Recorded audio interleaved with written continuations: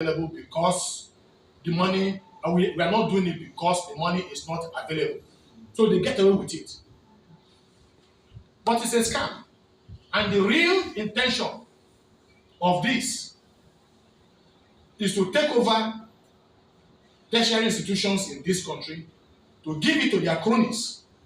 And you're going to see with time, unless we begin to make noise that will make them retreat a bit.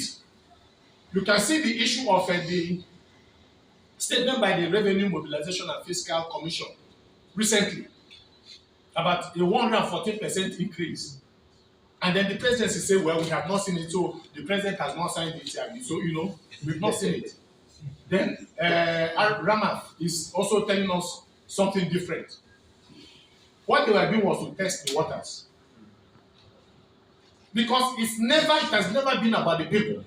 The issue of Nigeria has never been about the participation of the Nigerian people in the affairs of their country. It has always been about a group of elites who believe that everything that should belong to us belongs to them. So if we're not careful, one day you're going to wake up and they tell you, because the one Mr. Dejo of the Ministry of the Permanent Secretary of the Ministry of Education was saying recently, a few days ago, talking about Students' Loan Act, that they are going to run it on a PPP basis, public-private partnership. So who are the private investors? You can be sure that they're not even going to invest one kobo in it. It's about taking over the assets of the Nigerian people. Every single thing has been sold in this country. Virtually every single thing. The enterprises, public enterprises and the rest. We all know government has no business in business. Only an irresponsible government will not have business in the business of the people. Because the primary responsibility of government is the security and welfare of the Nigerian people, which subsequent governments have failed continuously.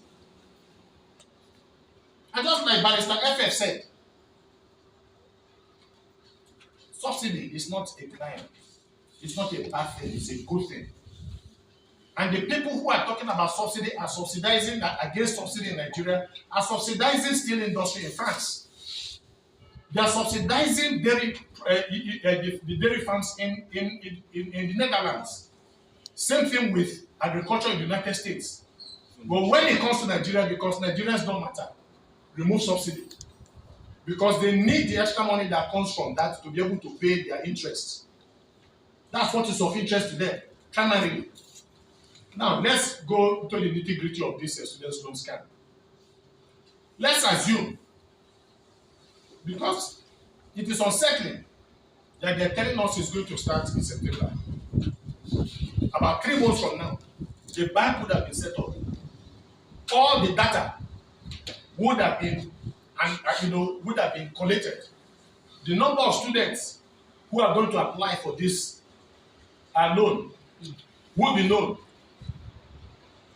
There are about 1.8 million students in Nigerian universities. 1.8, at least as at 2022. In the other tertiary institutions, colleges of education, polytechnics and the rest, perhaps another 2 million or 2.2. So you are talking about 4 million. Sorry. You are talking about 4 million. Now, if it is 4 million, how is the government going to collect? Let's even say that 25 people will be applied for the loan. 25% of that is 500,000 students will apply for the loan. So it means that every single day the government must approve 5,000 for the next 3 months. Yes, 5,000 out of 500,000. For the next 3 months, the government will be approving on a daily basis 5,000 applications. For the next 3 months. You and I know that this is false. You and I know that this is a scam. That it's never going to happen. But they are going to raise money from FIRS, raise money from customs, raise money from immigration, going into hundreds of billions of naira. And then they are going to tell you that these monies have been given to Nigerian students. Before you know it, of course, another story starts, because this has been the history of our country. And they tell you that no government during the one of the ASU strikes, that education is not cheap. It's a statement from an irresponsible government, especially a government where you know that the people are facing the consequences of lack of education of their people. The insurrection in the country, the violence in many parts of the country, you locate it within the context of even the poverty that their policies have brought upon us, but also on the fact that the vast majority of people, you have not added value to their lives, so they have no stake in the polity. That's what education does. It gives you a stake. And we keep on making these arguments. The United States puts money into public institutions, and people do not know. Institutions like Harvard and all the other are private institutions. United States government puts money in private public institutions and private institutions. Germany, it is free at whatever level. The only time they are going to charge you for anything is accommodation when you are rich. If you're not, they will provide accommodation, provide education, and free tuition for you too. And most of the countries in Europe, the same thing. Of course, you know the debates on the issue of paying back loans in America. It has hit around 1.7 trillion, if I remember correctly.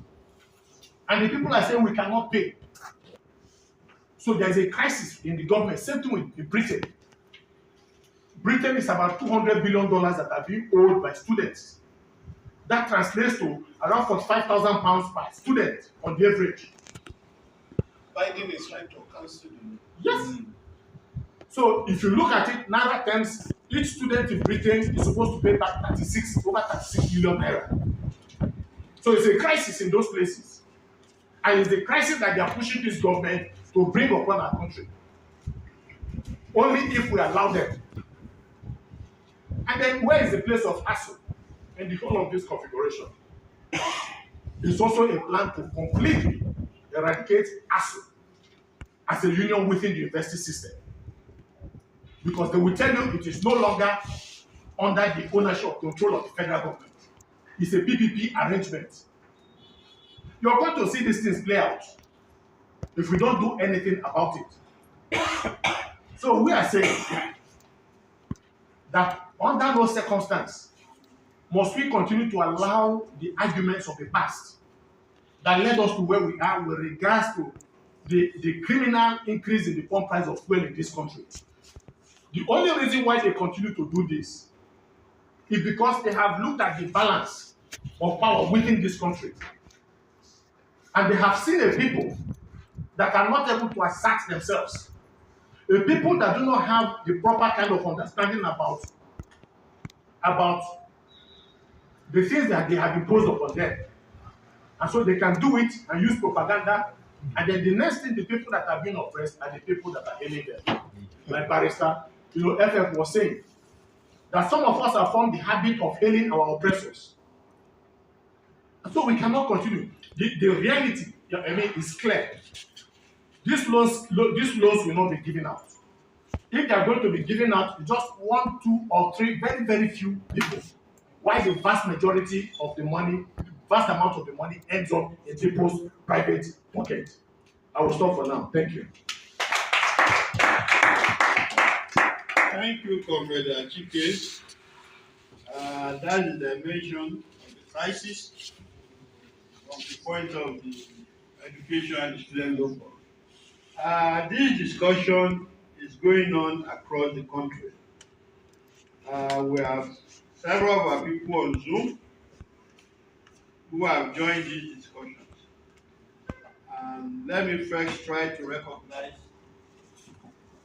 them not in any particular order, but that they are here and that they will have the